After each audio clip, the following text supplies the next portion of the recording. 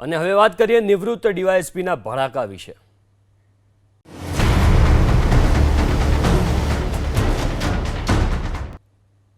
અમદાવાદમાં ફાયરિંગ કરનાર નિવૃત્ત ડીવાયએસપીની નફટાઈ। પોલીસ કસ્ટડીમાં પોલીસ કર્મીઓ સાથે નિવૃત્ત ડીવાયએસપીએ દાદાગીરી કરી છે। પોલીસ કર્મીઓ સાથે ઝપાઝપી કરવાનો પ્રયાસ કર્યો।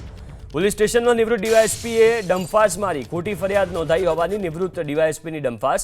પોતાની ફરિયાદ પોલીસ ન નોંધી હોવાની નિવૃત્ત ડીવાયએસપીએ ડંફાસ મારી છે। તમે દ્રશ્યોમાં પણ જોઈ શકો છો કે નિવૃત્ત ડીવાયએસપી કે જેમણે ઝપાઝપી કરી છે પોલીસ સાથે, પોલીસ કસ્ટડીમાં પોલીસ કર્મીઓ સાથે દાદાગીરી કરી। નિવૃત્ત ડીવાયએસપીને ગઈકાલે જે વિડીયો આપણે જોયો હતો જેમાં તેઓ ફાયરિંગ કરી રહ્યા હતા એમાં પણ દાદાગીરી કરી રહ્યા હતા।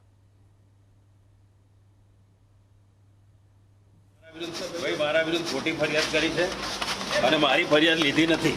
ભાઈ મારા વિરુદ્ધ ખોટી ફરિયાદ કરી છે અને મારી ફરિયાદ લીધી નથી।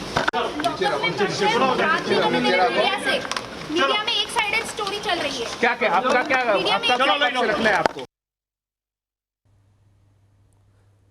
દ્રશ્યો પર તમે જોઈ શકો છો નિવૃત્ત ડીવાયએસપી એ ડંફાસ પણ મારી રહ્યા હતા। તેમણે કહ્યું કે મારા વિરુદ્ધ ખોટી ફરિયાદ થઈ છે। જો કે ગઈકાલનો જે વિડીયો હતો એમાં સ્પષ્ટ તેઓ ફાયરિંગ કરી રહ્યા હતા।